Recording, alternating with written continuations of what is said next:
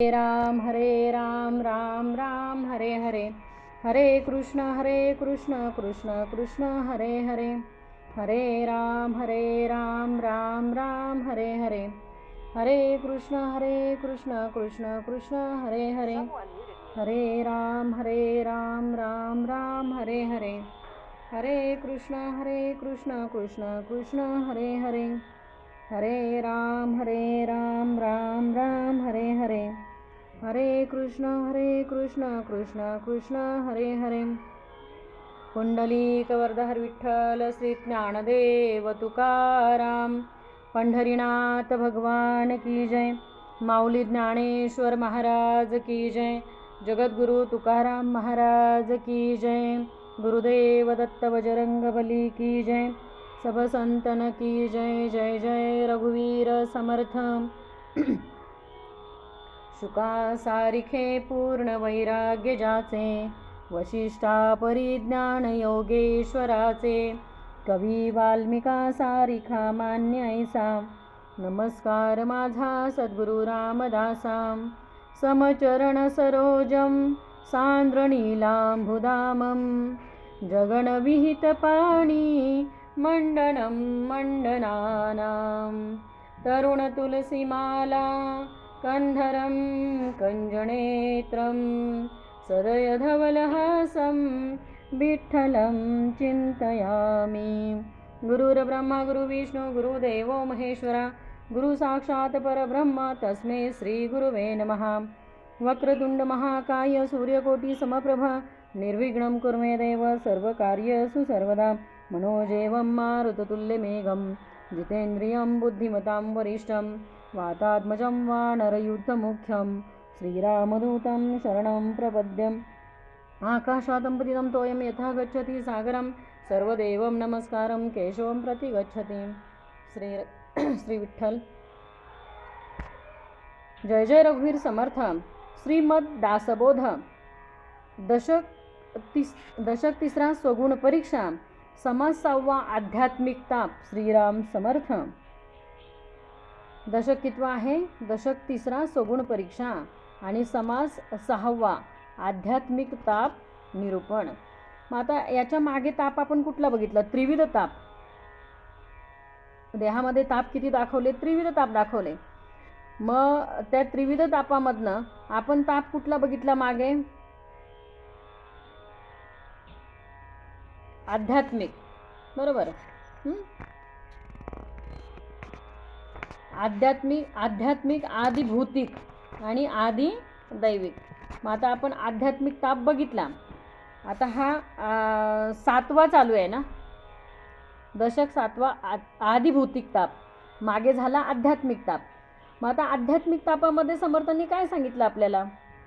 की जे देहामधून आले, खरूज खवडे पुळ्या नारू वगैरे वगैरे सगळे जे देहातले जे ताप आहेत, गालफुगी झाली, काय काय काय काय बरेच सगळेचे सगळे ताप समर्थांनी देहातले दाखवले आध्यात्मिक ताप.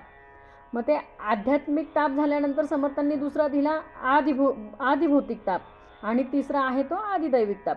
मग आदिभौतिकामध्ये काय सांगितलंय? जे देहातनं आले ते आध्यात्मिक झाले. समर्थ म्हणले जो त्रिविध तापे पोळला, जो संसार दुःखे दुखवला, तोची एक अधिकारी झाला परमार्थासे. मग परमार्थाला अधिकारी कोण होणार आहे? जो या तिन्ही तापामध्ये पोळून निघेल तोच परमार्थाला काय होणार आहे? अधिकारी होणार आहे.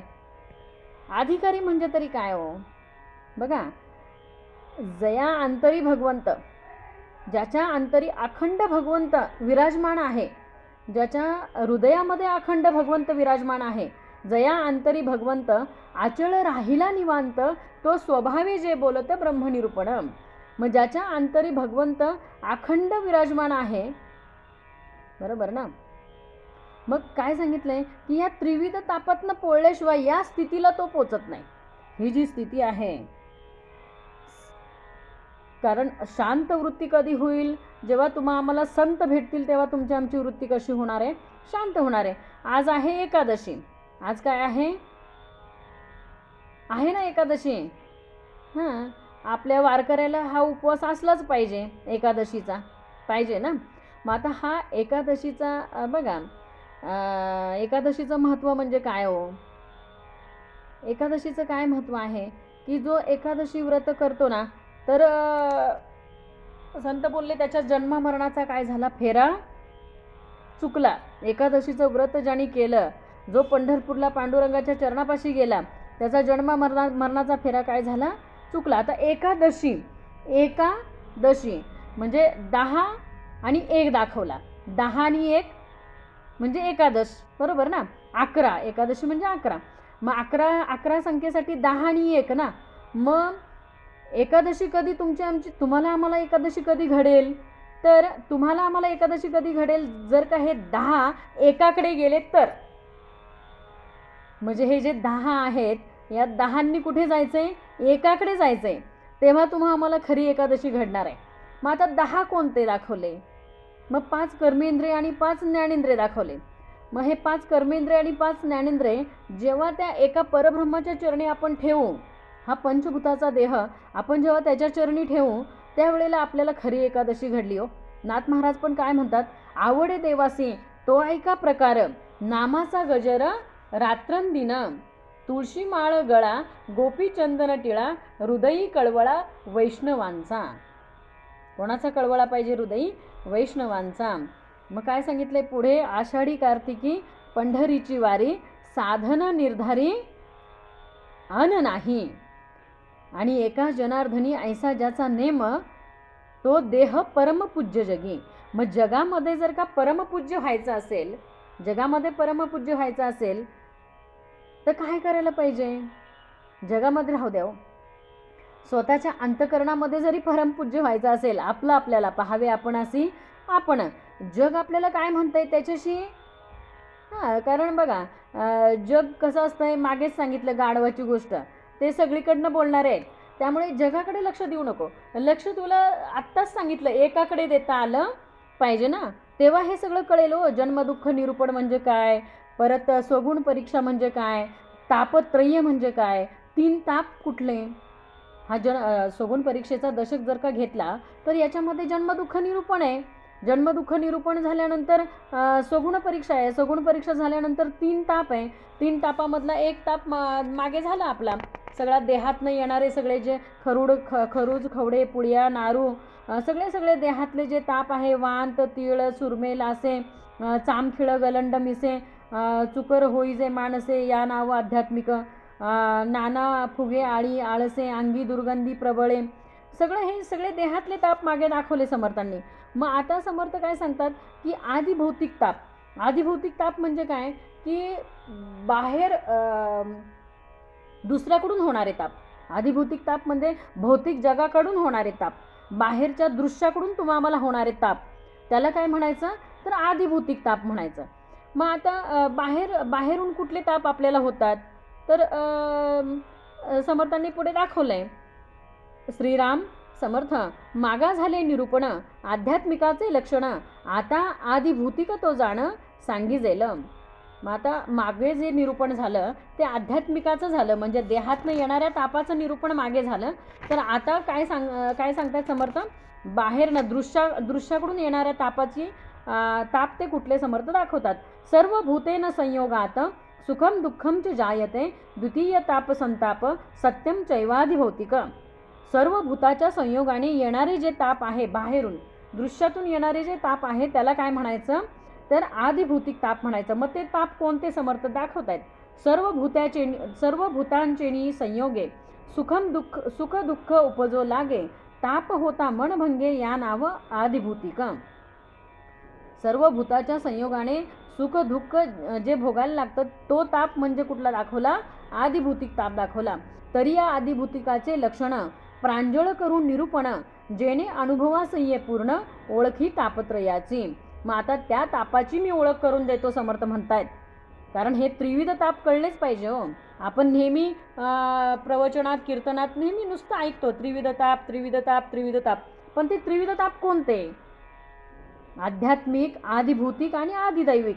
मग हे तिन्ही तापातनं मनुष्य देह जेव्हा पोळून सोलपून निघतो, तेव्हा तो अधिकारी कशाचा होतो, परमार्थाचा होतो.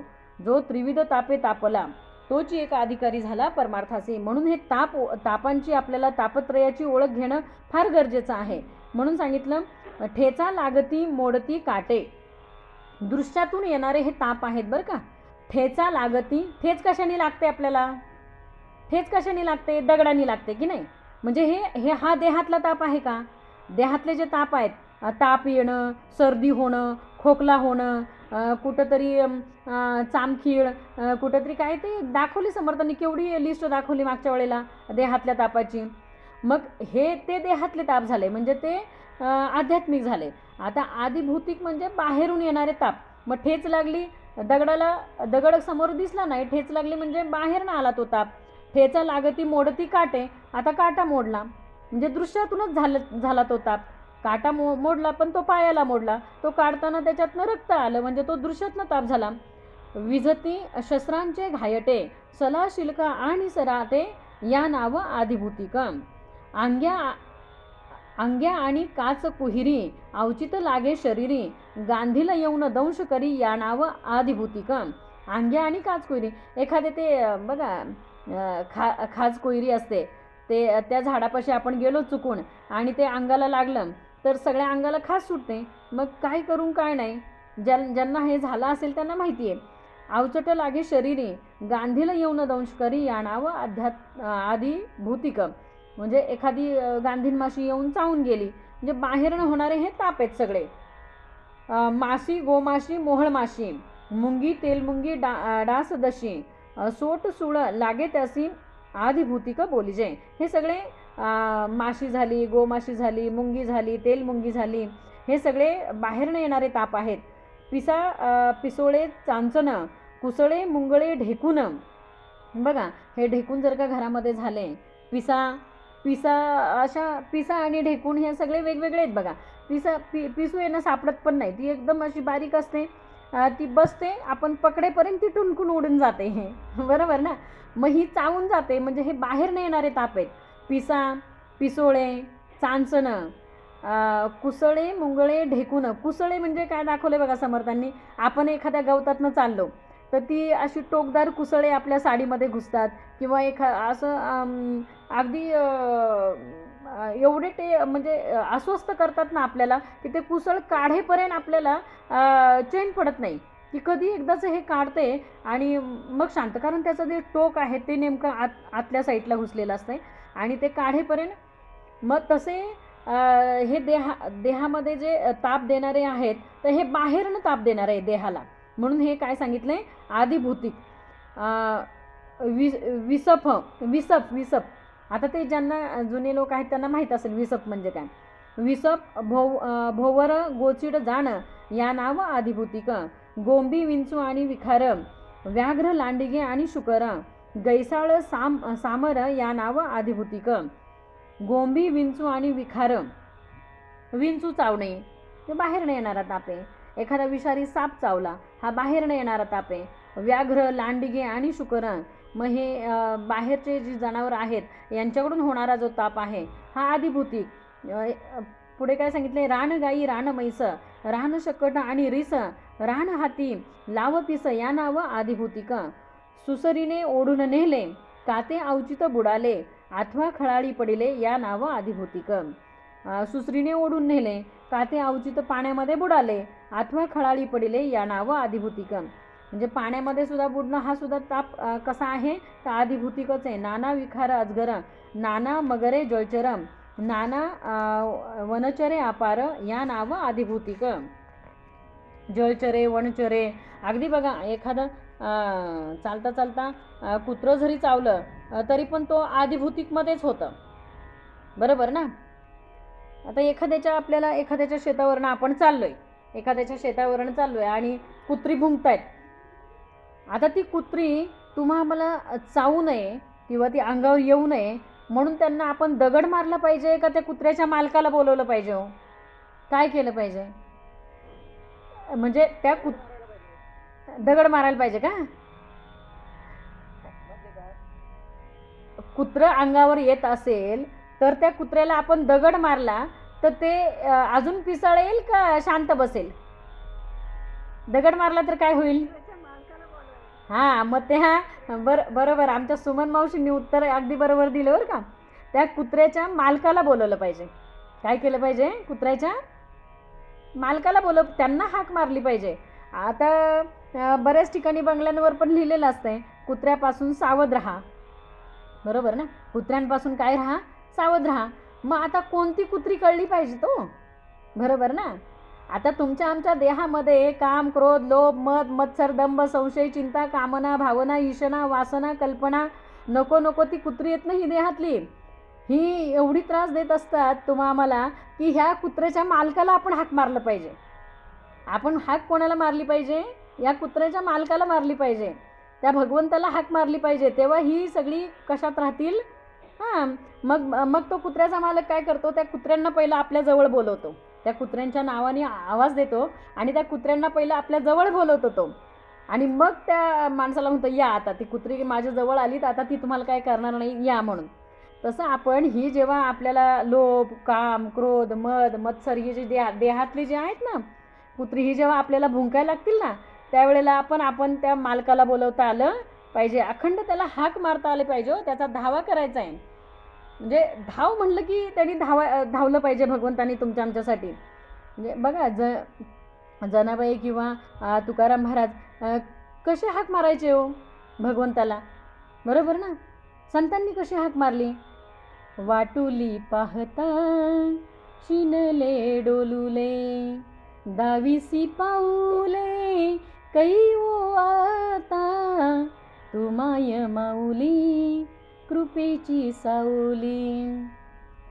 किती छान ना तुकाराम महाराज की तू माय माऊली आहे, तू कृपेची सावली आहे, मी तुझी वाट बघतोय भगवंता, कधी येशील, कधी धाव घेशील. मग असं त्याला आर्त भावनेने अशी त्या भगवंताला हाक मारता आली पाहिजे तुम्हाला आम्हाला. मग हे ताप वगैरे हे काय करत नाही हो. हे आध्यात्मिक ताप देहातले असले, आधी भौतिक ताप बाहेरचे असले आणि आधी दैविक ताप तुमच्या आमच्या जन्मकर्माने आलेले असले, तर हे तिन्ही तापांवर बघा हे ताप कधी येतात आणि कधी जातात हे पण कळत नाही. पहिली गोष्ट, जो भगवंताचा भक्त असतो ना तो सगळ्यातनं मुक्त असतो. भगवंताचा भक्त कसा असतो? सगळ्यातनं मुक्त असतो. का मुक्त असतो? कारण त्याच्याकडे येणारे ताप त्यालाच कळत नाही आले कधी गेले कधी. ताप येतात, जे कर्माचे भोग आहेत ते आपण भोगणारच आहे, पण ते भोग कधी येतात आणि कधी भोगून संपतात हे आपल्यालाच कळत नाही. लोकांनी म्हणावं लागतं अरे तुमच्यावर असे प्रसंग, हा प्रसंग तुमच्यावर येऊन गेला, पण आपल्याला वाटतं आपल्याला कळलंच नाही. तो प्रसंग आला कधी आणि त्याचं निवारण केलं कोणी काहीच माहीत नाही. म्हणजे मी जर का त्या भगवंताच्या चरणापाशी असेल ना तर माझी चिंता सगळी त्याला आहे हो. तुझी चिंता त्याशी सर्व आहे, नको खेद करू कोणत्या गोष्टीचा, पती लक्ष्मीचा जाणत असे. मग भगवंताला सगळं माहिती आहे, देहातलं सगळं भगवंताला माहिती आहे. तू आतमध्ये काय काय बोलती ते पण भगवंताला माहिती आहे. परा पश्यंती मध्यमा वैखरी 4 वाणी दाखवल्यात, 4 खाणी दाखवल्यात, 84 लक्ष जीव योनी दाखवल्यात. ह्या सगळ्याला सांभाळणारा तो भगवंत आहे. जळी स्थळी काष्टी पाशानी सगळीकडे तो भरलेला आहे. मग तो सगळीकडे भरला आहे, रीता ठाव कुठेच नाही. मग त्याला माहीत नाही का हो अख्ख्या विश्वामध्ये कुठे कुठे काय काय चाललंय? सगळं भगवंताला माहिती आहे. सगळं तो आंतरीच्या खुणा अंतर्निष्ठ जाणती, सगळं तो तुमच्या आमच्या अंतकरणातलं सगळं तो जाणत आहे. आणि मग जाणीव जर का त्या भगवंताला सगळ्याची जाणीव आहे तर तो माझी जाणीव ठेवणार नाही का हो? ठेवणारच ना नक्की. फक्त माझा दृढ विश्वास त्याच्या चरणापाशी पाहिजे ना. म्हणून सांगितलंय अश्व, वृषभ आणि खरं, श्वान, शुक्र आणि जंबुक मार्जर, ऐसी बहुविध क्रूर या नाव आदिभूतिक. हे सगळं श्वान दाखवलंच बघा, कुत्र आहे की नाही. श्वान, शुकर, डुक्कर दाखवलं, जंबूक, मार्जर, ऐसी बहुविध क्रूर या नाव आदिभूतिक. मग यांच्याकडनं जी काही हानी होती ती आदिभूतिक जाणावी. ऐसी कर्कशे भयानके, बहुविध दुःखदायके, दुःखे दारुण अनेक या नाव आदिभूतिक. भिंती माळवदे पडती. मग बघा आता एखाद्या ठिकाणी आपल्याला माहीत पण नाही, आपण एखाद्या ठिकाणी बसलोय, पण एखाद्या ठिकाणी बसल्या जागेवर ज्या भिंतीला टेकून आपण बसलो तीच भिंत जर का आपल्या अंगावर पडली तर हा ताप कुठला झाला? आदिभूतिक ताप झाला, बाहेरनं आलेला हा ताप झाला. भिंती माळवदे पडती, कडे भुईरे कोसळती, वृक्ष अंगावर मोडती या नाव आदिभूतिक. अंगावर एखादं झाड पडणे किंवा कडा कोसळणे. कुठं आता कोकणामध्ये जाताना बऱ्याचशा दरडी कोसळल्या जातात पावसाच्या, रस्ते तासनतास दिवसेंदिवस रस्ते बंद असतात, दरड कोसळली. मग हे सगळे आदिभौतिक ताप झाले. म्हणजे भौतिक जगात नाही येणारे, म्हणजे बाहेरच्या दृश्यात नाही येणारे जे ताप आहेत त्याला आदिभौतिक ताप म्हणायचं.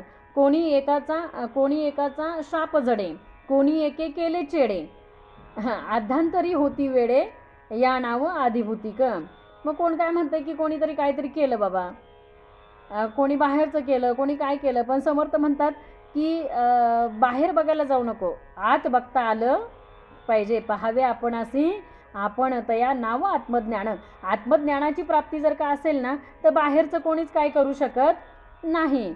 म्हणून काय सांगितलंय पुढे, कोणी एके चाळविले, कोणी एके भ्रष्टविले, कोणी एके धरून नेले, या नाव आदिभौतिक. बघा आता काहीतरी कसं होतं माहिती आहे का, कुठल्याही विषयाने कार्यविषय करतो. थोडक्यात म्हणजे समाज थोडा अवघड आहे समजून घ्यायला. कार्यविषय करत असतो आणि शिक्षा देहाला मिळत असते, बरोबर ना. आता समजा माझ्याकडे लोभ आला, लोभात मी एखाद्याची चोरी केली, चोरी केल्यानंतर कार्यविषयाने केलं आहे, कार्य लोभाने केलेलं आहे, बरोबर ना. पण शिक्षा देहाला आहे, पोलीस आले आणि बेड्या घालून धरून घेऊन गेले.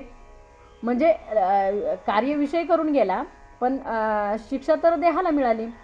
तिथं काम आला, कामाने कार्य केलं चुकीचं, शिक्षा कोणाला आहे, देहाला आहे. क्रोध आला, क्रोधाने एखाद्याचा खून झाला, शिक्षा कोणाला आहे, देहाला आहे. पण कार्य कोणी केलंय तर विषयाने केलंय. म्हणून सांगतात काय समर्थ की हे जे विषय आहेत ना, हे कोण आलाय हे ओळखता आलं पाहिजे. मी आता रागात बोलते, मग माझ्याकडे कोण आलाय मला ओळखता आलं पाहिजे. माझ्याकडे आता कुठला विषय आलाय हा मला ओळखता आला पाहिजे. विषयाला आज्ञेत न वापरता आलं पाहिजे. विषयांनी आपला वापर केला तिथं संपलं. विषयांनी आपला वापर न करता आपण विषयांना वापरता आलं पाहिजे. म्हणून काय सांगितलंय, कोणी एके चाळविले, कोणी एके भ्रष्टविले, कोणी एके धरून नेले, या नाव आदिभौतिक. कोणी एके दिले विष, कोणी एके लाविला दोष, कोणी एके घातले पाश, या नाव आदिभौतिक. अवचिता शेर लागला, नेनो बिबा चिडला, प्राणे झुरे जाजावला, या नाव आदिभौतिक. सगळं दाखवलंय. अवचिता शेर लागला, शेर म्हणजे ते डोळ्यात गेल्यानंतर त्यांनी डोळे पण जातात बहुतेक. पुढे सांगितले नेनो बिबा चिडला, परत प्राणी झुरोला जाजावला, या नाव आदिभौतिक.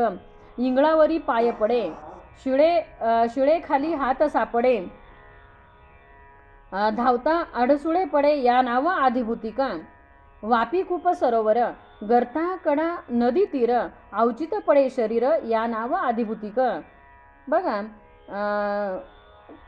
कुठे नदीमध्ये, कुठे बाहेर गेला फिरायला, काहीतरी झालं, तिथं अवचित काहीतरी चावलं आणि तिथंच पडला आणि तिथंच गेला, या नावे आदिभौतिक.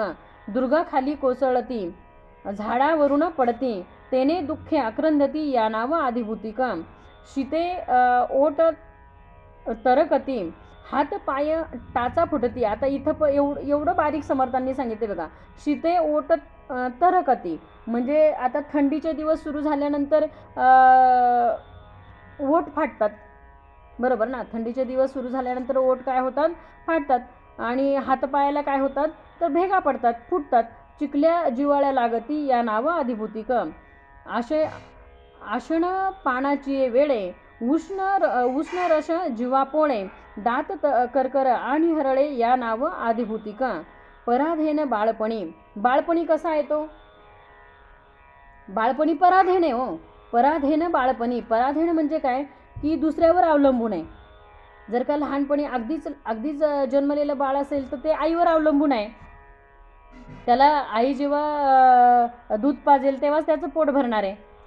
आणि जन्मदुःख निरूपणमध्ये तर किती समर्थांनी दाखवलंय की ज्या वेळेला आई दूध पाजत म्हणजे बाळ रडतंय त्यावेळेला आई दूध पाजायला घेते, पण त्यावेळेला त्याला भूक लागलेली नसती तर त्याचं पोट दुखत असते, त्या बाळाचं पोट दुखत असते म्हणून ते रडतंय. आईला वाटतं भूक लागली म्हणून आई दूध पाजते.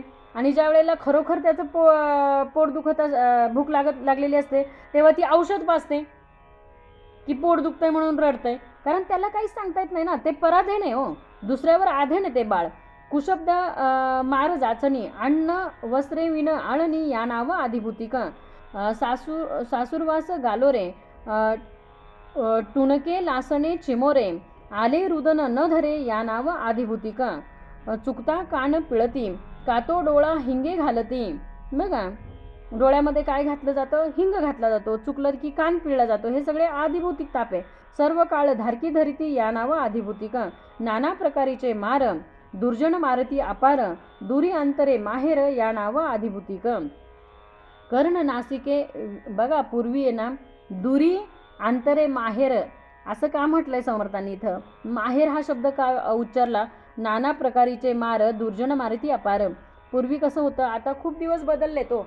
आता मुलं सुद्धा आईवडिलांचा मार खात नाहीत प्रसंगी. का खातात? नाही. शिक्षकांनाही विद्यार्थ्यांना मारण्याची परवानगी नाही. पण आपण ज्या वेळेला शाळेमध्ये होतो त्यावेळेला आपल्या पायावर असे काठीचे वळ उठलेले असताना आपण घरी गेलो तरी आपले आईवडील कधी गुरुजींना विचारायला आले नाही शाळेत की तुम्ही माझ्या मुलाला का मारलं म्हणून.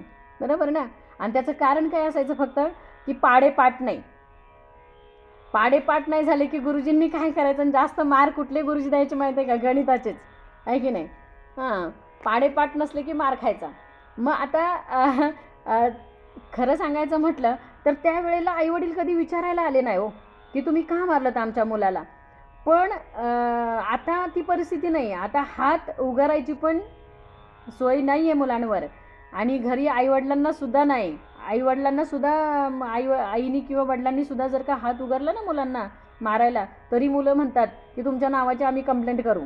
म्हणतात मुलं हो, डायरेक्ट म्हणतात. आणि पूर्वी तर सुना इतका सासूरवास सहन करत होत्या की सासूनी मारायचं, नवऱ्यानी मारायचं, सासऱ्यानी मारायचं, दिरानी मारायचं, जावानी मारायचं लहान असेल तर. म्हणजे इतका तो त्यावेळेचा काळ बिकट होता पूर्वीचा. आणि आता तर परिस्थिती अशी उलटी होत चालली आहे भयंकर की आता पुढच्या पिढीला दीर असणार नाही. बघा, पुढच्या पिढीला सक्का दीर असणार नाही. पुढच्या पिढीला एक म्हणजे मुलांना मावशी असणार नाही. का असेल? कारण एक मुलगा आणि एकच मुलगी म्हटल्यानंतर त्या मुलीला होणारी जी काही आपत्ती आहे, त्यांनी मावशी कोणाला म्हणायचं? तिने म्हणायचं ही माझी चुलत मावशी, ही माझी मावस मावशी, असंच होणार. ते सक्की मावशी राहणार नाही, सक्का काका राहणार नाही पुढच्या पिढीला हो. म्हणजे हा काळ असा बदलत चाललाय. पूर्वी कसं होतं, 2 भाऊ 3 भाऊ 6 जण भाऊ, किती मोठं कुटुंब होतं. त्यावेळेला भरपूर काका मावशा भरपूर असायच्या. पण आता पुढचं अवघड होत चाललंय. पुढे सांगितलं, नाना प्रकारीचे मार, दुर्जन मारती अपार, दुरी अंतरी माहेर या नाव आधिभूतिक. कर्ण नासिक विंधिले, बळेची धरून गोंधिले. बघा, आता जन्मलेलं अगदी 1 महिन्याचं बाळ असतंय. त्या बाळाला काय कळतंय हो? पण त्याला बळच नेऊन त्या सोनारापुढे कान टोचले जातात. बरोबर ना? बळच नेऊन गोंधिले, कर्ण नासिके विधिले, कान टोचतायत, बळच गोंधण काढायचं. खोडी झाली या पोळविले या नाव आधिभूतिक. आणि काय जर का ऐकत नसतील ना पोरं, तर डायरेक्ट डाव तापायला ठेवायचा. फारच खोडकर असेल तर काय करायचं? त्याला डावानी पोळायचं. परचक्री धरून नेले, नीच यातीस दिधले, दुर्दशा होऊन मेले या नाव आधिभूतिक. परचक्र मागे दाखवलं की परचक्र आलं आणि त्याची बायको काय केले? घेऊन गेले. तसं परचक्री आले, धरून घेऊन गेले. नीच यातीस दिधले, दुर्दशा होऊन मेले या नाव आधिभूतिक. नाना रोग उद्भवले, ते आध्यात्मिक बोलिले, वैद्य पंचाक्षरी आणिले या नाव आधिभूतिक. मग हे सगळे आधिभूतिक दाखवले. जे आध्यात्मिकी बोलिले, वैद्य पंचाक्षरी आणिले या नाव आधिभूतिक. आध्यात्मिक तापामध्ये देहाला काय आला? ताप आला. ह्या ओळीमध्ये समर्थांना काय सांगायचं आहे? आध्यात्मिक तापामध्ये देहाला ताप आला, पण त्या आध्यात्मिक तापामध्येच आधिभूतिक ताप कसा दाखवला? आध्यात्मिकामध्ये आधिभूतिक कसा दाखवला माहिती आहे का? दोन्ही ताप एकत्र आले तिथं. कसे आले की आध्यात्मिक म्हणजे देहाला ताप आला, पण त्या तापासाठी तुम्ही डॉक्टर आणून इंजेक्शन टोचवलं, म्हणजे तिथं दोन्ही ताप एकत्र झाले, आध्यात्मिक आणि आधिभौतिक. बाहेरनं तो डॉक्टर आला आणि त्यांनी इंजेक्शन टोचलं, हा ताप झाला आधिभौतिक, आणि देहातून जो ताप आला त्याला म्हणायचं आध्यात्मिक. असं समर्थांनी हे दोन्ही ताप कसे एकत्र करून सांगितले बघा. कुठं आलो आपण? परचक्री नाना रोग उद्भवले ते जे आध्यात्मिक बोलिले, वैद्य पंचक्षरी आणिले या नाव आधिभूतिक. नाना व्यथेचे निरसन व्हावया औषध दारुण, बलात्कारे देती जाण या नाव आधिभूतिक. देहातनं ताप आले आध्यात्मिक, पण त्या तापासाठी बळच त्या मुलाला अगदी तोंड ते नको नको म्हणत असताना त्याचं तोंड वासून त्याच्या तोंडामध्ये आपण जे औषध घालतो ना त्याला आधिभूतिक म्हणायचं. नाना वल्लीचे रस काढे गरगोट कर्कश, घेता होय कासा विषय या नाव आधिभूतिक. अगदी कडू कडू रस पाजले जातात. आध्यात्मिक तापामध्ये आधिभूतिक ताप कसे आहेत बघा, म्हणजे देहातनं आलेले ताप आध्यात्मिक आहेत, पण ते बरे होण्यासाठी आधिभूतिक ताप पुन्हा तिथे उद्भवतो. ढाळ आणि उखाळ देती, पथ्य कठीण सांगती, अणुताप चुकता विपत्ती या नाव आधिभूतिक. फाड रक्त फासणी, गुल्हाळ गांची जाचणी, तेने दुःखे दुखे प्राणी या नाव आधिभूतिक. रुचिक बिबवे घालिती, नाना दुःखे दडपे देते, शिरा तोडिता जळा लाविती या नाव आधिभूतिक. बहुरोग बहु औषधे, सांगता अपार अगाधे, प्राणी दुखवे तेने खेदे या नाव आधिभूतिक.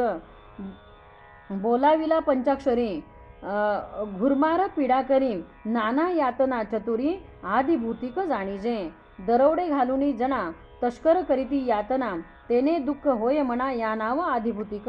बघा, एखाद्याच्या घरी दरोडा पडला आणि दरोडा पडल्यानंतर काय झालं, घरातलं आहे ते लुटून पण नेलं, पण घरातल्या लोकांना मारहाण पण केली.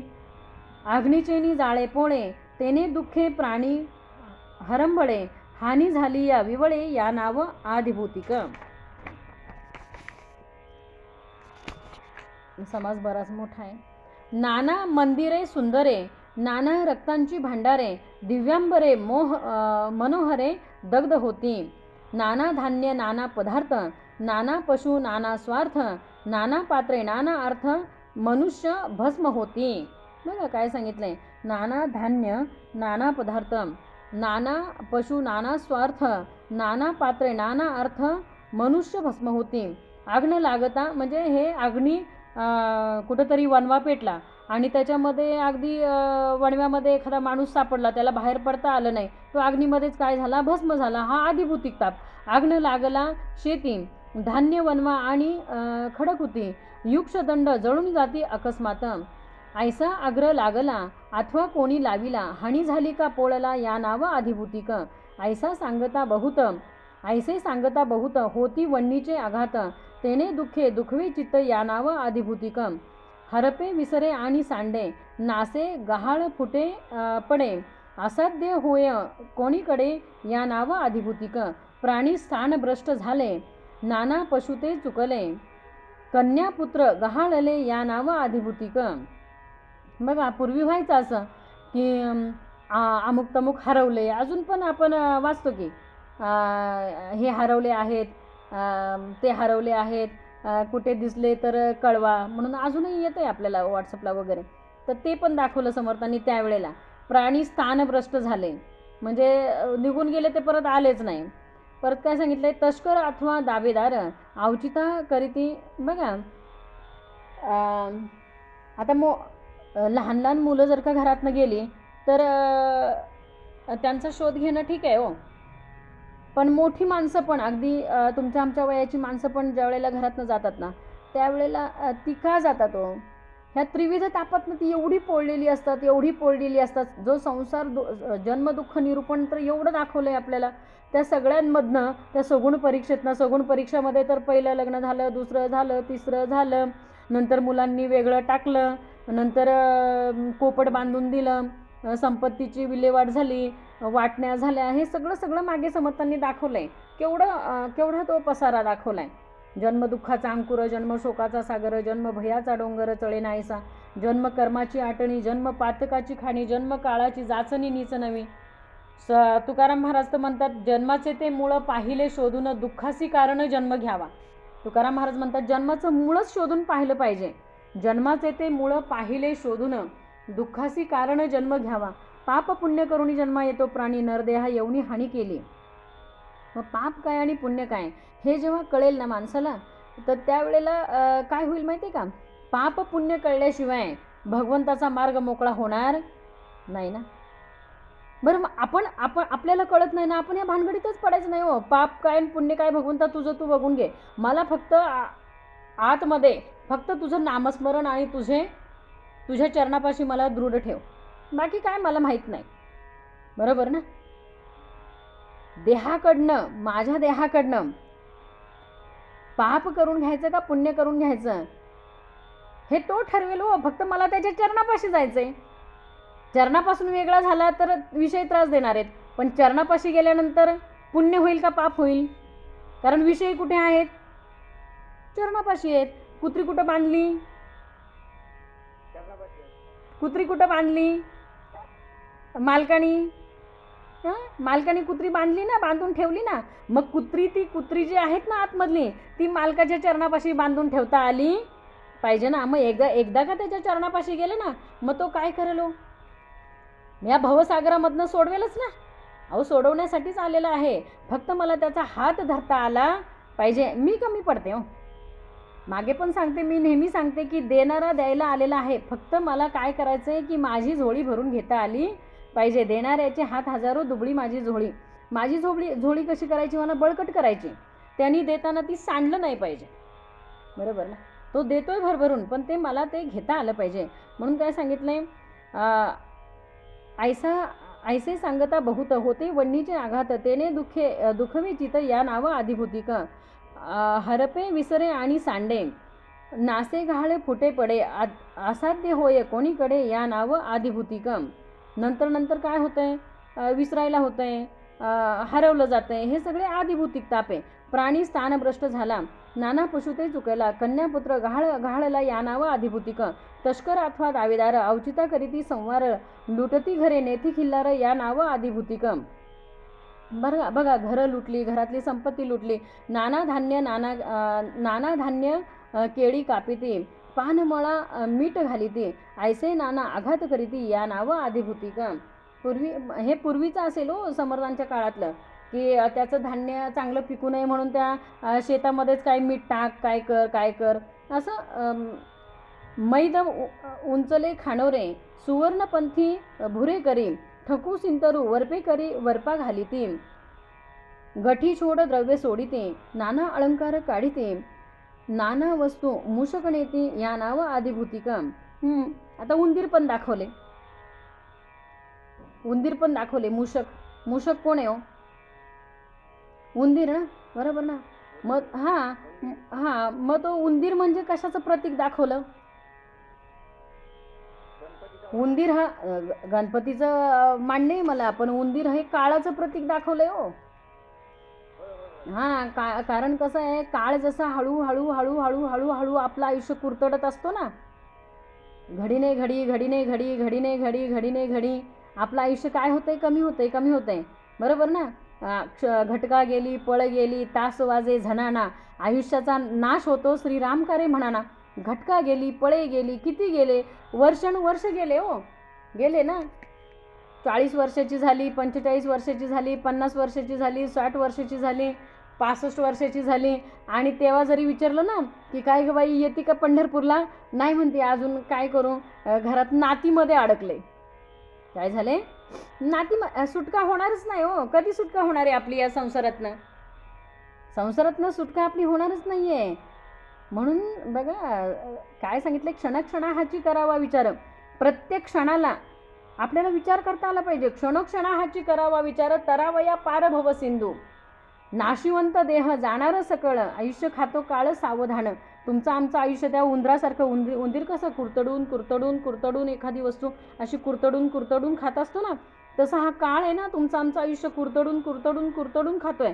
आपल्याला वाटतं वाढदिवस, एखाद्याचा, बरोबर ना. अभिष्ट चिंतन, वेगवेगळी नावं दिली तो त्याला, वाढदिवस काय, अभिष्ट चिंतन काय काय काय. खरं तर कीर्तनकारांनी तिथे बघा, आता ज्याचा वाढदिवस आहे तिथं चांगलंच बोललं पाहिजे हो, नाही तर त्यांनी परत कीर्तनाला आपल्याला ते बोलवणार नाहीत, बरोबर ना. पण वाढदिवसाच्या तिथं कीर्तनाला गेल्यानंतर त्या दिवसामध्ये खरोखर वाढ झालेली असती का घट झालेली असती सांगा बरं. आज बाळ जन्माला आलंय, आज बाळ जन्माला आलंय, बरोबर ना. ते उद्या एक दिवसाचं झालं का एक दिवस त्याच्या आयुष्यातला कमी झाला. अहो, जन्माला आल्यापासूनच आपण मृत्यूच्या वाटेवर आहोत, हे सत्य आहे. आणि हे सत्य आपल्याला स्वीकारता आलं पाहिजे. मरणाचे स्मरण असावे, अखंड त्या मरणाचं स्मरण पाहिजे आपल्याला. मरणाचे स्मरण असावे, हरिभक्तीचं साजर व्हावे. मरणाचं स्मरण जर का अखंड असेल ना तर आपण हरिभक्तीला लागू. कारण प्रत्येक क्षण आपला काय होतोय आयुष्यातला कमी होतोय. बाळ 1 महिन्याचं झालं नाही, 1 महिना त्याच्या आयुष्यातला संपला. बाळ 1 वर्षाचं झालं नाही, 1 वर्ष आयुष्यातलं त्याचं संपलं. आपण 40 वर्षाचं झालो नाही, 40 वर्ष आपल्या आयुष्यातले संपले. म्हणजे आपल्या निम्म्या गौऱ्या मशनात गेल्या, निम्म्याच्या वरती गेल्या, बरोबर ना. मग राहिलं ते देवा तुला समर्पित, असं म्हणता आलं पाहिजे. जे राहिलंय ना ते भगवंता तुला समर्पित करता आलं पाहिजे. आयुष्य आपल्याकडे काय आहे हो, तुमच्या आमच्या हाती काय आहे. घडीभर नाही देहाचा भरोसा, तुला कोण देईल प्राण्या मनाचा दिलासा. एका क्षणाचा सुद्धा भरोसा नाहीये देहाचा. जैसे पक्षी 10 दिशा उडवून जाते. तुम्ही म्हणाल कालच ताईंनी प्रवचन केलं ना, आज कशा काही ताई गेल्या.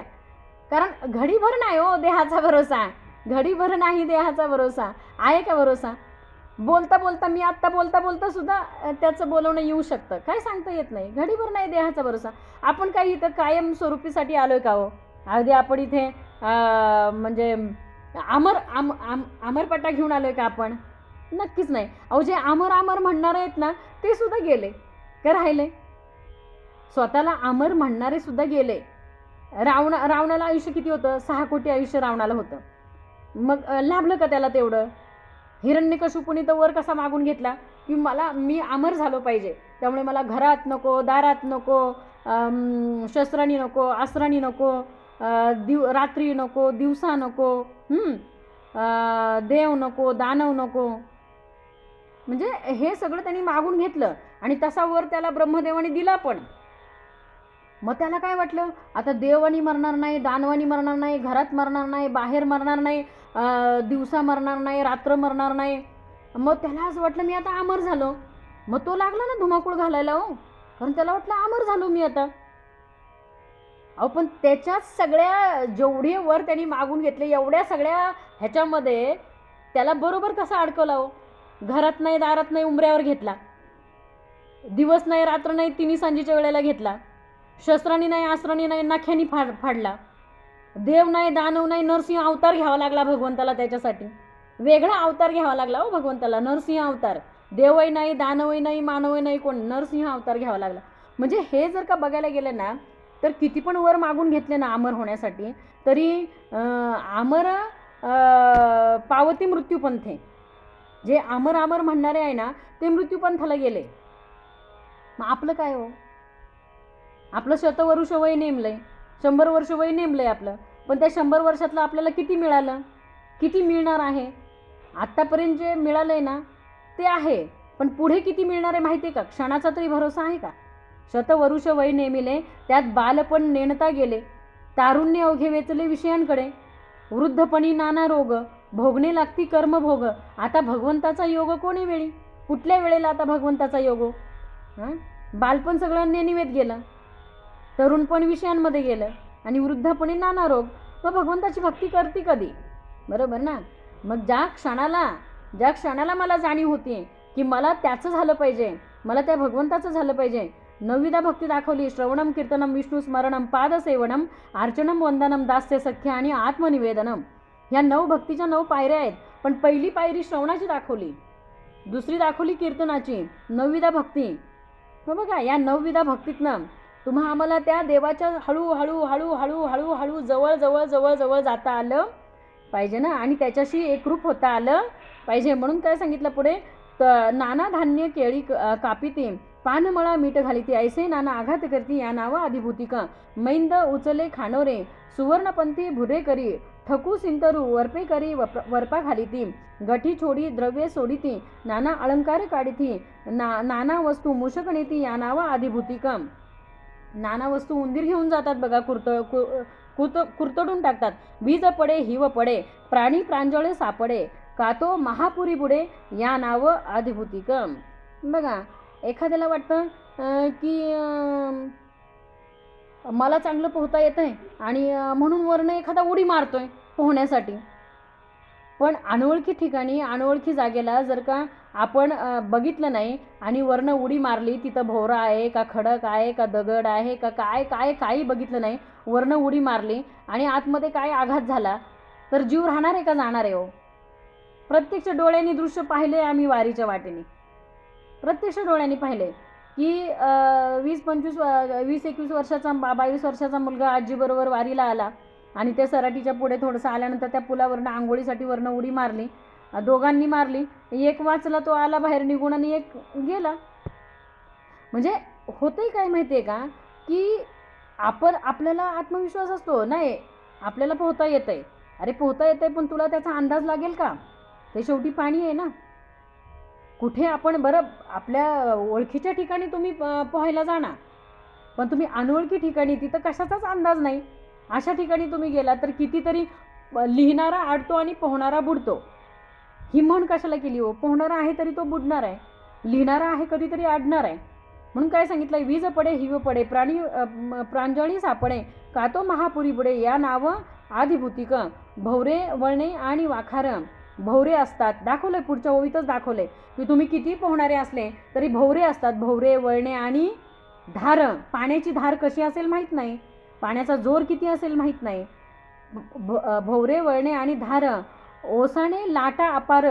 बघा, लाटा जर का तुम्हाला उलट्या तुमच्या अंगावर येत असतील तर तुम्हाला दम छाटणार नाही. वृचक गोंबीग आजगर वाहून जाते तयामध्ये प्राणी सापडला खडकी बेटी अडकला. दाखवलं इथं पुढे, तुला किती पोहता येत असलं तरी तू वरनं उडी टाकली आणि एखाद्या कपारीमध्ये अडकला तर संपला ना तिथेच. खडकी बेटी तयामध्ये प्राणी सापडला खडकी बेटी अडकला बहुत बुडत बुडत वाचला या नाव आदिभूतिक. मनासारिका नसे संसार कुरूप कर्कशा श्री क्रूर.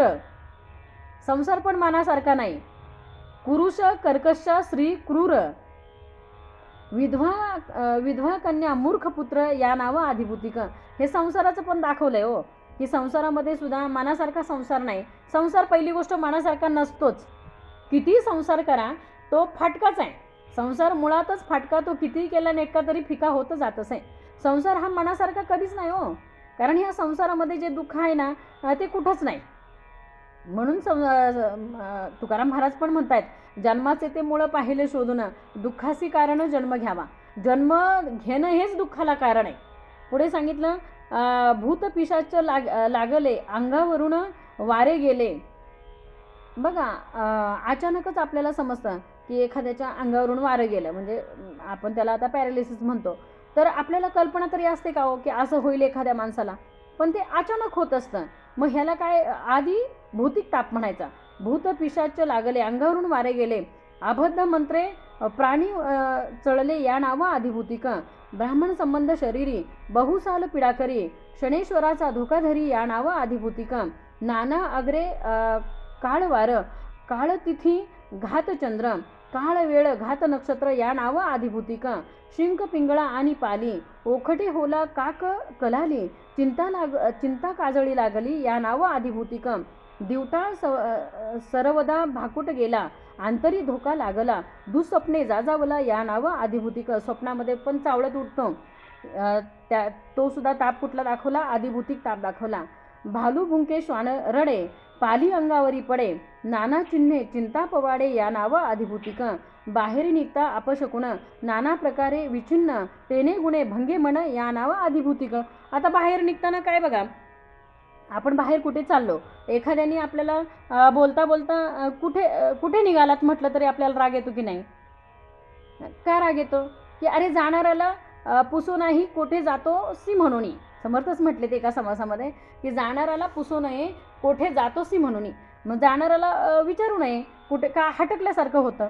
मग आता त्याच्यात अपशकुन काय, फक्त ते हटकल्यासारखं होतं म्हणून थोडंसं मनाला लागतं, पण अपशकुन वगैरे त्याच्यामध्ये काय नाही. नाना प्रकारे विच्छिन्ने तेने गुणे मन भंगे. आता बघा मांजर, एखादं मांजर आता ते आपल्या समोरून गेलं, आता तो प्राणीच आडव्या कानाचा आहे का उभा आहे? तो मांजर कसा आहे, मांजर हा प्राणीच कसा आहे, आडव्या कानाचा आहे की नाही? तो उभा आहे का? उभा नाही येतो, तो आडवा आहे ते मांजर. मग आता ते मांजर आडवं आहे तर ते आडवंच जाणार ना. कुठेही गेलं तरी मांजर आडवं आहे ते आडवंच जाणार ना, का ते सरळ जाणार आहे पुढं? मग ते आपण तिथं पण म्हणतो अरे मांजर आडवं गेलं, मला 5 पावलं मागं आलं पाहिजे, 5 पावलं पुढं गेलं पाहिजे. म्हणजे हे सगळं अंधश्रद्धामध्ये किती प्राणी अडकलेला असतोय बघा. कुठं जरी एखाद्या शुभकार्याला 3 जण कोणतरी चालले तर म्हणतात दगड तरी बरोबर ठेवा. आता तो दगड काय करणार आहे? हे पण 3 दगड आणि अजून एक 4था दगड. म्हणजे ह्या सगळ्या अंधश्रद्धेमध्ये प्राणी किती अडकलेला आहे बघा.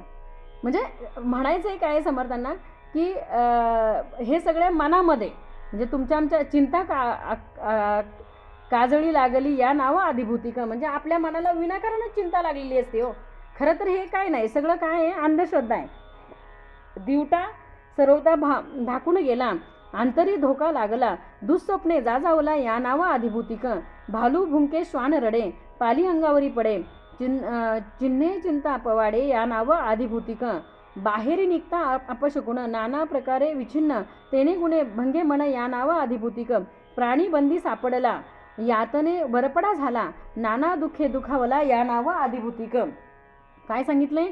प्राणी बंदी सापडला, यातने वरपडा झाला, नाना दुःखे दुखवला या नावं आधिभूतिक. प्राणी बंदी सापडला. आता आपण मनुष्याचं सोडा, एका प्राण्याचं घेऊ. एखादा प्राणी बंदी सापडला आणि त्या बंदी सापडल्यानंतर त्याला दुःख केवढं असतं हो. त्या कुठल्याही कोणी समजा आता एखाद्यानी समर्थांनी समर्थच म्हणते तुकाराम महाराजांची ह्याच्यामध्ये गाथेमध्ये एक छान दृष्टांत तुकाराम महाराजांनी दिलेला आहे. आता तो आपण योगाने आलाय म्हणून आपण घेऊया इथे 2 मिनिटासाठी. प्राणी बंदी सापडला.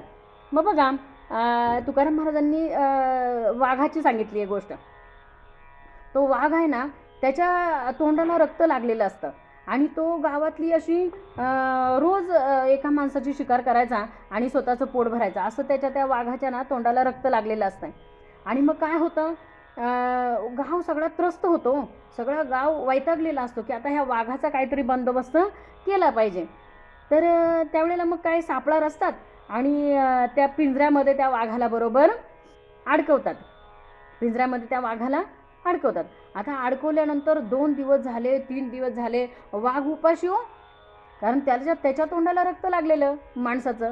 आता तो 3 दिवस उपाशी. मग आता तो एकदम त्याला इतकी भूक लागली त्या वाघाला. आता तो चिंतेत पडला की आता काय करायचं, माझं काय इथे या पिंजऱ्यामध्येच माझं मरण आहे की काय. मग असा तो चिंतेत पडला. मग तिथनंच एक कोल्हा चाललेला असतो. फार सुंदर दृष्टांत तुकाराम महाराज देतात. आणि मग त्या कोल्ह्याला त्या वाघाची दया येते आणि मग तो कोल्हा काय करतो, त्या वाघाला त्या पिंजऱ्यातनं बाहेर काढतो. आता पिंजऱ्यातनं बाहेर काढल्यानंतर तो शेवटी वाघच ना, तो 3 दिवस उपाशी. आणि तो पिंजऱ्यातनं बाहेर काढल्यानंतर तो वाघ त्या कोल्ह्याला म्हणतो की बघ रे बाबा. म्हणजे त्या कोल्ह्याला वाघ काय करतो, आमचे गुरुजी ना जंगली माऊली फार सुंदर सांगतात हा दृष्टांत. वाघे उपदेशीला कोल्हा, आता सुके खाऊ दे मला. म्हणजे वाघाने कोल्ह्याला उपदेश केला की बाबा आता ह्या देहाचं सार्थक तरी काय, की एखाद्याच्या कारणी जर का देह आपला लागला तर देहाचं काय होणार आहे, सार्थक होणार आहे. तसा तुझा देह जर का मला भूक लागली, माझ्या कारणी जर का तुझा देह लागला तर तुझ्या देहाचं काय होणार आहे, सार्थक होणार आहे. वाघे उपदिशेला कोल्हा, आता सुके खाऊ दे मला. म्हणजे आता मला सुखाने खाऊ दे. वाघाने उपदेश केला कोल्ह्याला की तुझ्या जन्माचं सार्थक होईल तू जर का माझ्या कारणी आला तर. म्हणजे बघा त्यांनी त्याला काय केलं, तो बंदिवासात अडकला म्हणून त्याला त्याच्यातनं त्यांनी सोडवलं. पण सोडवल्यानंतर परोपकार करायच्या ऐवजी काय केला, त्या कोल्ह्यालाच खाण्याची त्यांनी हे दाखवली. मग आता कोल्ह्याला त्याचा समजलं की ह्याला नक्की काय म्हणायचं आहे. मग कोल्ह्याने पण, आता तो कोल्हा कसा असतो, चतुरच असतो ना, कोल्हा कसा असतो, चतुर असतो. मग कोल्ह्याने पण युक्ती केली.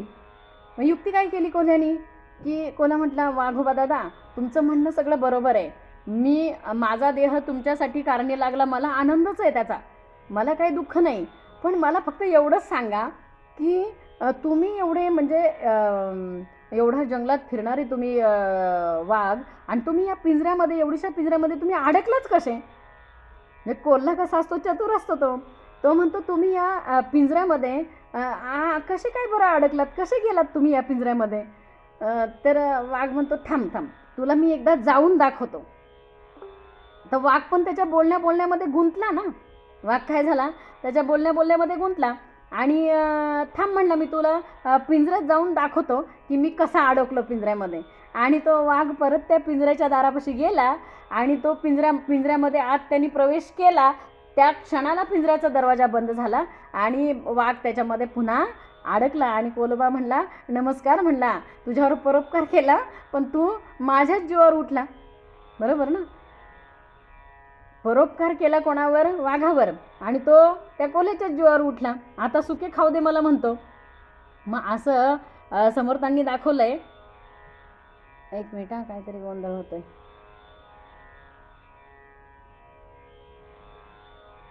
फोन येतोय कोणाच तरी, त्याच्यामुळे. तर काय सांगितलंय, प्राणी बंदी सापडला, यातने वरपडा झाला. एवढ्या यातना, एकदा बंदी सापडल्यानंतर एवढ्या त्या यातना आहेत, नाना दुःखे दुखवला या नाव आदिभूतिकम. आता बघा, मगाशीच सांगितलं की देहातले जे विषय आहेत, काम, क्रोध, लोभ, मद, मत्सर, दंभ, संशय, चिंता, ह्या सगळ्या विषयांनी मनुष्य देहाला नको नको ते कार्य करायला लावतात आणि शेवटी शिक्षा देहाला होते. म्हणून चोरी केली विषयाने, लोभाने, आणि शिक्षा झाली देहाला. मग देहाला शिक्षा झाली, जेलमध्ये गेला. जेलमध्ये गेल्यानंतर तिथल्या ज्या काही तिथल्या यातना आहेत किंवा जो काही तिथला त्रास आहे, तो त्रास कोणाला भोगावा लागणार आहे, तर देहाला. विषय करून बाजूला झाला हो कोणतीही गोष्ट. आता बघा, ज्या वेळेला राग येतो ना, त्यावेळेला त्या रागामध्ये ना तो विषय आपल्याला सांगत असतो. विषय फक्त ओळखता आले पाहिजे. आत्ता माझ्याकडे कोण आले, तो राग आपल्याला सांगत असतो, तू काही कमी आहे का, तू काही कमी आहे का, यांना दाखव तू काय आहे ते. मग घे स्टूल, त्याच्यावर राहा उभी, मग फॅनला दोरी अडकव, मग ती गळ्यामध्ये लटकव आणि दे स्टूल पायाखालनं ढकलून. इतक्यापर्यंत तो राग सांगत असतो. आणि एकदा का स्टूल पायाखालून बाजूला केला की तो विषय सांगत असतो, मी लाग सांगेन तू का केलं. म्हणजे त्यावेळेला तो विषय बाजूला होतो. एकदा कार्य संपल्यानंतर तो विषय तिथनं बाजूला होतो. म्हणून त्या विषयाला आपल्याला वेळीच ओळखता आलं पाहिजे. म्हणून सांगितलंय पुढे, प्राणी राजबंदी पावत, प्राणी राजदंड पावत, जेरबंद चाबुक वेतम, दरे मार तळवे मार होतं या नाव आदिभूतिक, कोरडे पारंबे फोक, बहु प्रकारीचे अनेक, बहु ताडीती आदिभूतिक या नाव बोलीजे, मोहरी मार बुधले मार, चोखरून डंगारणे मार, बुचक्या गलांड्या गुडघे मार या नाव आदिभूतिक. बघा आता हे प्रत्येक आहे ना, हे मार दाखवलेत. आता आपल्याला काय काय काय काय याच्यातले आठवले. शाळेमध्ये कसं गुरुजींनी गुडघ्यावर खाली 2 अंगठे धरून कसं उभं केलं, कसं गुडघ्यावर उभं केलं, ते सगळं याच्यामध्ये आपल्याला थोडं थोडं आठवत आहे. लाथा तप्रकाश शेण मार, कानखेड दगड मार, नाना प्रकारीचे मार या नाव आदिभूतिक. हे बाहेरच्या दृश्यातनं येणारे ताप जे आहेत ते आदिभूतिक ताप आहेत. पुढे सांगितले, टांगणे टिपऱ्या बिछोडे, बेडी बुधणारे कोलंडे, रक्षण निग्रह चहूकडे या नाव आदिभूतिक, नाकवणी चोळवणी मिटवणी राणवणी गुळवणी जाचणी या नाव आदिभूतिक, जळामध्ये बुचकळीती, हत्ती पुढे बांधून टाकीती, हाकिती छळीती यातायाती या नाव आदिभूतिक. आता आपल्याकडे वेळ नाही, पण हे सगळे ताप भक्त प्रल्हादाने किती सोसले तो, की जळामध्ये टाकती, कुठं उकळत्या कढईमध्ये टाकलं, हत्तीच्या पायाखाली दिलं, कड्यावरनं ढकललं, हे सगळे आदिभूतिक ताप भक्त प्रल्हादाला सोसावे लागले. पुढे सांगितलंय, कर्णछेद घ्राणछेद, कान कापणे, घ्राण म्हणजे नाक कापणे, घ्राण म्हणजे नाक, कर्णछेद घ्राणछेद, हस्तछेद पादछेद, हात कापले, पाय कापले, जिव्हाछेद अक्षरछेद या नाव आदिभूतिक, तिळमाळ सुळी देती सुळावर, नेत्र वृषण काढिती, नखोनखी सुया मारिती या नाव आदिभूतिक, पारड्यामध्ये घातले, का कडेलोट केले का भांड्यामुखे उडवले या नाव आदिभूतिक. भांड म्हणजे तोप बरं का. तोपेच्या तोंडी एखाद्याला देणं किंवा कडेलोट करणं किंवा उकळत्या तेलात टाकणं हे आदिभूतिक ताप झाले. कानी खुरट्या आदळती आपणी मेखा मारिती खाक काढून टाकीती या नाव आदिभूतिक. एक म्हणजे खाक म्हणजे अंगावरची साल काढून टाकणे. मग आता हे सगळं आदिभूतिक ताप बघा. माझ्या शंभूराजांनी किती सोसले तो. डोळे काढले, जीभ कापली, कान कापले, अंगावरची साल काढली. बघा किती किती ताप शंभूराजांनी सोसले. हे सगळे हे जे दाखवले ना आता समर्थांनी, तर हे सगळे ताप त्यांनी सोसलेले आहेत. भोत आणि बोटी अथवा गळ घालणे कंठी सांडस लावून आटाटी या नाव आदिभूतिक. सिसे पाजळे विष देणे अथवा शिरच्छेद करणे का पायाखाली घालणे या नाव आदिभूतिक. सरळ मार्जणे भरती अथवा फाशी नेहून देती नाना परी पीडा करीती या नाव आदिभूतिक. स्नान प्रमळे व्याघ्र प्रमळे भूत प्रबळे सुसरी प्रवळे शस्त्र प्रवळे वीज प्रवळे या नाव आदिभूतिक. रिसा ओढून नेती ठेंबे लावून भाजिते ऐशा नाना वित्पत्ती या नाव आदिभूतिक. मनुष्यहानी वित्तहानी वैभवहानी महत्वहानी परशुहानी पदार्थहानी या नाव आदिभूतिक. बाळपणी मरे माता तारुण्यपणी मरे कांता वृद्धपणी मृतसुता या नाव आदिभूतिक. दुःख दारिद्र्य आणि ऋण विदेश पळणी नागवण अथवा अणुपती कदान्न या नाव आदिभूतिक. आकांत आखाळणी युद्ध होता पराजयनी जिवलगांच्या होयक्षय या नाव आदिभूतिक. कठीण काळ आणि दुष्काळ सारांश आणि ओखटा वेळ उद्वेग चिंता हळाळ या नाव आदिभूतिक. घाना चरखी शिरकला चाकाखाली सापडला. बघा एखाद्याचा ॲक्सिडेंट होतो, गाडी खाली सापडतो, चाकाखाली सापडतो. नाना वनित पडेला या नाव आदिभूतिक. नाना शस्त्रे छेदिती नाना श्वापदे भक्षिती नाना बंदी पडिती या नाव आदिभूतिक. नाना कुवासे निर्भुजे नाना अपमाने लाजे नाना शोक प्राणी झिजे या नाव आदिभूतिक. ऐसे सांगता अपार आहेत दुःखाचे डोंगर श्रोती जाणावा विचार आदिभूतिकाचा. ह्या 87 ओव्या आहेत म्हणून आपल्याला धावत्या घ्याव्या लागल्या. जास्त आपल्याला ह्याच्यावर विवरण करता आलं नाही कारण 87 ओव्या होत्या आजच्या, म्हणून आपल्याला धावत्या घ्याव्या लागल्या. ऐसे सांगता अपार आहेत दुःखाचे डोंगर श्रोती जाणावा विचार आदिभूतिकाचा. आध्यात्मिक ताप झाला, आदिभूतिक ताप झाला. आता पुढच्या आठवड्यात आदिदैविक म्हणजे आपल्या कर्माने जन्मोजन्माच्या जे कर्म असतील त्या कर्माने येणारे ताप आता पुढे सांगणार आहेत समर्थ आपल्याला. इति श्री दासबोधे गुरुशिष्य संवादे आदिभूतिक ताप निरूपण नाम समास 7वा. जय जय रघुवीर समर्थ. आता विश्वात्मके रामकृष्ण हरी धारूमामा आहेत आमचे, पसायदान घेतील धारूमामा. नाही तुम्ही घ्या. तुम्ही घ्या.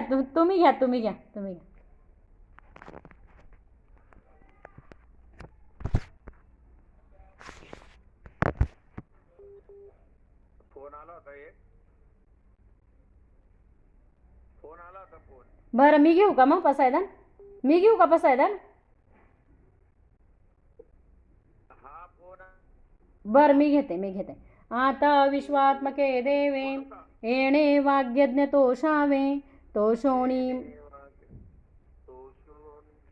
मद द्यावे पसा जे खळांचे व्यंकटेशांडो तया सत्कर्मी रती वाडो भूका परस्परे पडो मैत्र जीवांची सुरीखांचे तिमिर जावो विश्व स्वधर्म